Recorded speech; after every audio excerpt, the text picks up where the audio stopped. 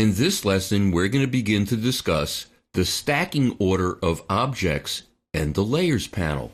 If you'd like to follow along, go into the File menu to Open and select 0311-0312 Stacking Order, and then hold down your Command key on a Mac, Control key on a PC, and click on the next file, and just click Open.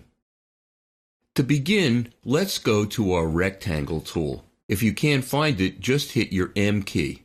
I'm going to go over the top of my stacked rectangles in the middle of the page, and just click and drag, and let go.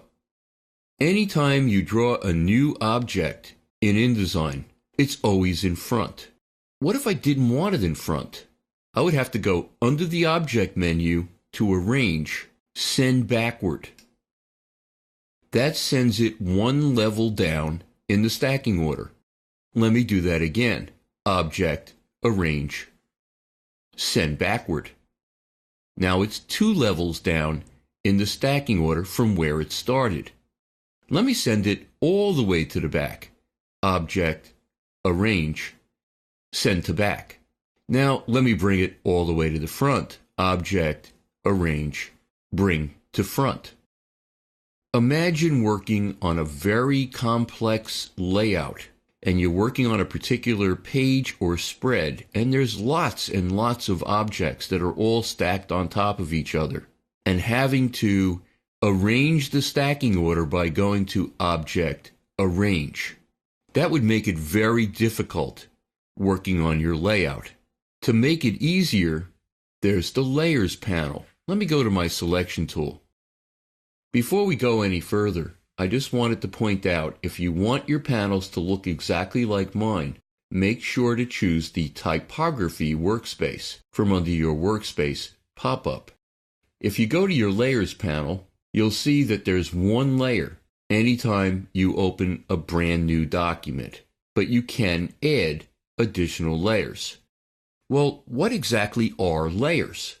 Imagine you have a cardboard box, and you start stacking objects in your cardboard box. Let me hit the little disclosure arrow next to layer 1, and you'll see there's a lot of objects in there.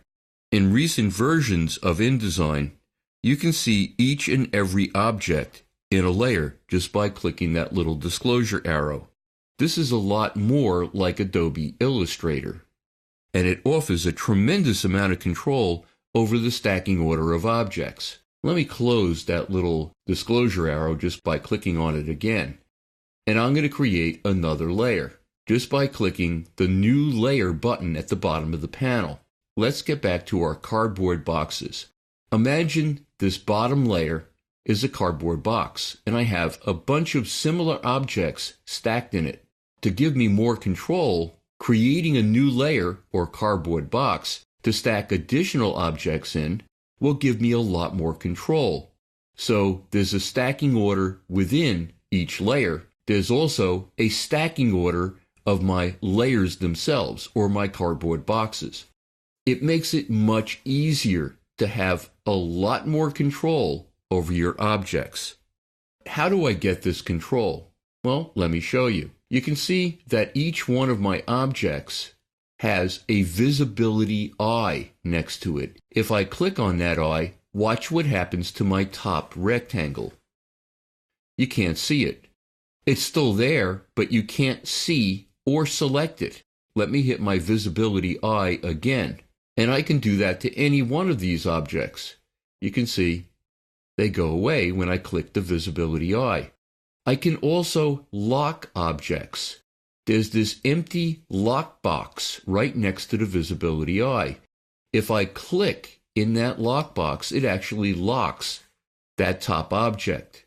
I can lock any one of the objects just by clicking on that empty lockbox next to the object listing. Let me unlock my top rectangle, and now click and drag with my selection tool across all of the objects. Well, you can see all of the objects are getting selected. I can tell that because there's a little selection square that's highlighted next to that particular object. if any objects are selected within a layer, you'll see that there's a selection square next to that layer as well. Everything got selected except for my locked rectangle. So this makes it easier to choose what gets selected and what doesn't. Because the rectangle is locked, you can see a little lock icon to the upper left of my background rectangle. I can actually unlock that object just by clicking on that icon, and it also will select it. Objects in my Layers panel are named by the Layers panel itself. You can see that I have a lot of rectangles stacked on top of each other, then some type. It is actually naming the text frame according to the type that is in the beginning of the text in that frame. If I wanted, I could change the names of any of these objects just by clicking on the listing and then clicking again on the name. And I can type anything I want, and that's the new name of the object. We're going to continue talking about the stacking order of objects and the great control over those objects that the Layers panel offers in the next lesson.